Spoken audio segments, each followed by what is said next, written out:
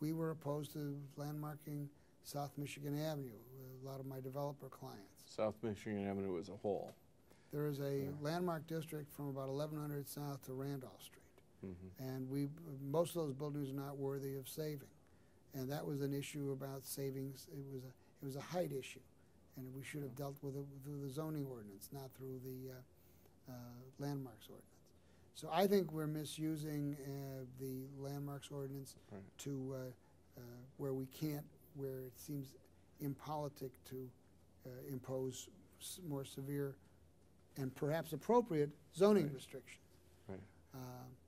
What are there certain of the best that you think we've lost? Well, it's interesting you should ask that, because there was a building where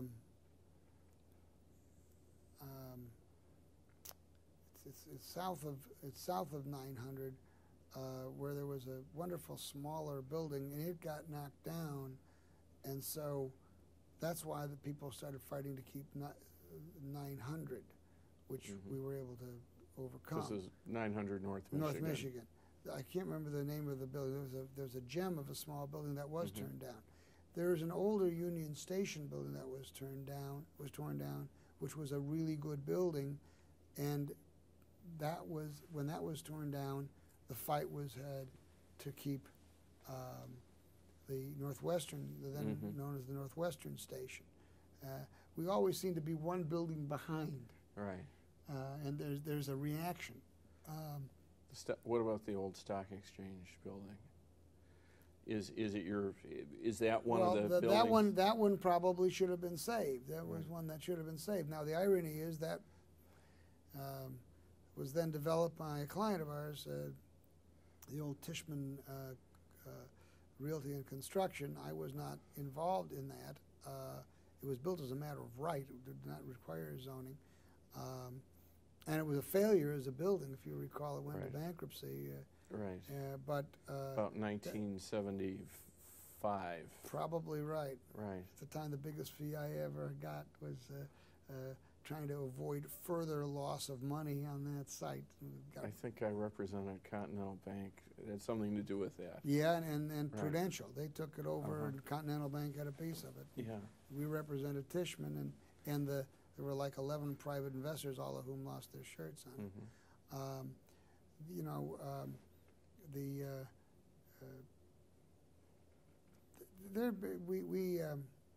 we were involved, and I don't think it was a great building, in what they call the Butter and Egg building. It was the first mercantile exchange at 300 Washington, and this is to talk about, you know, buildings get knocked down.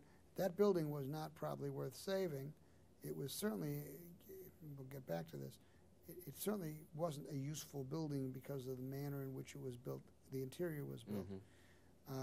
So immediately they went off and landmarked the building that is now going to be the Ritz-Carlton. It was the Terra Museum site, that corner of Michigan Avenue.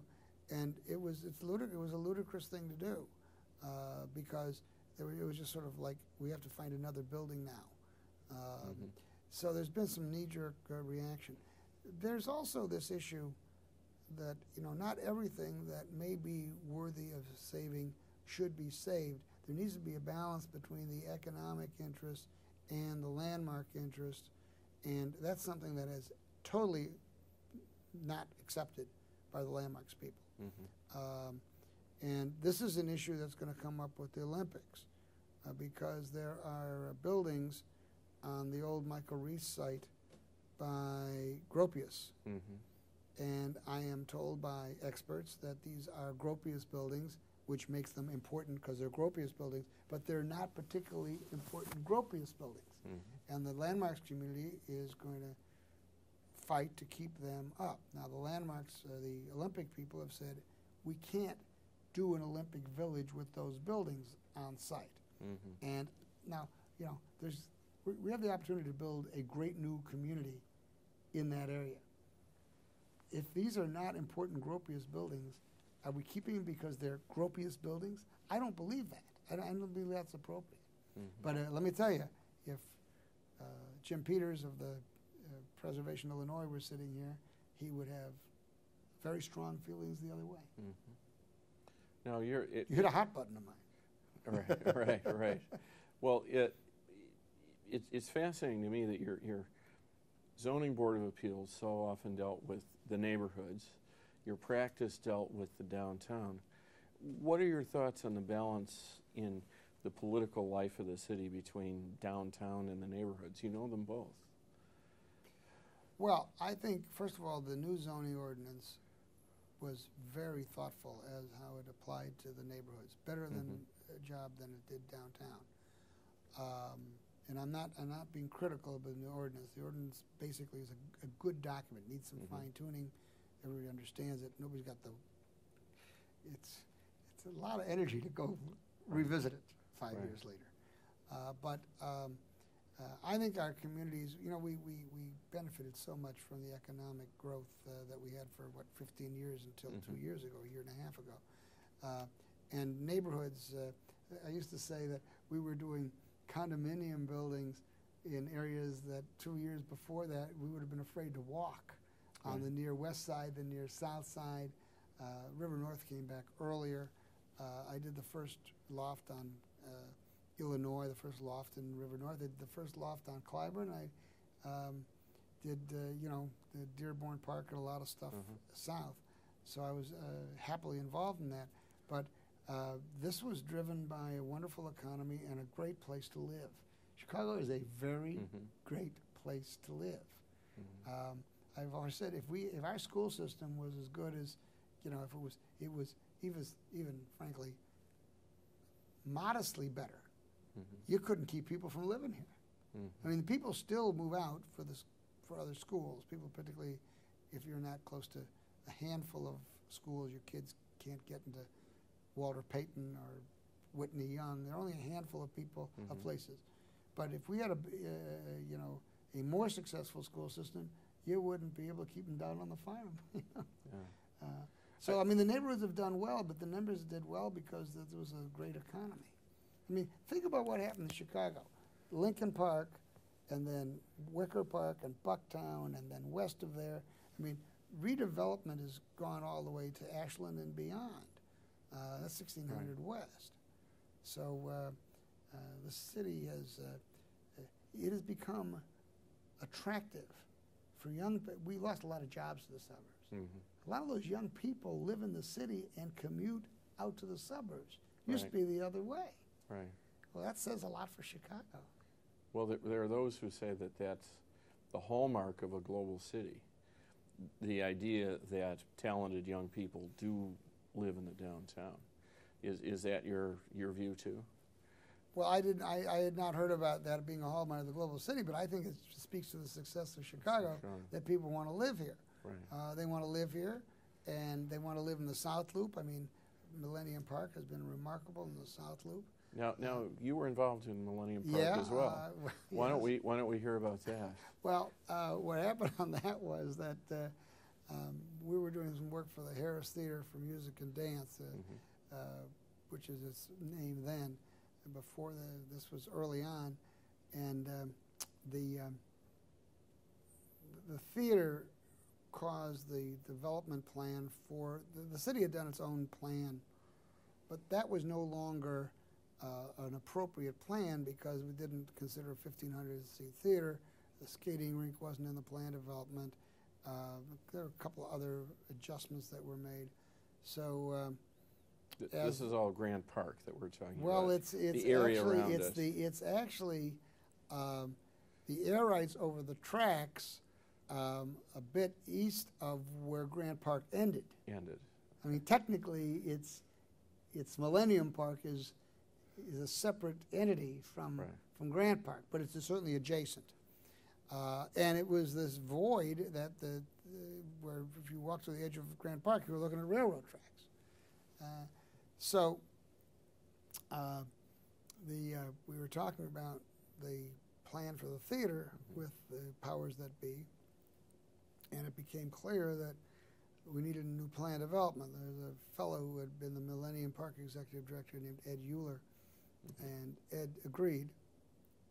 And So he said, would you do it? I said, yeah, but somebody's got to tell the city I'm going to do it. I'm the Harris Theater's lawyer. And he came back and said that the mayor had blessed this idea pro bono.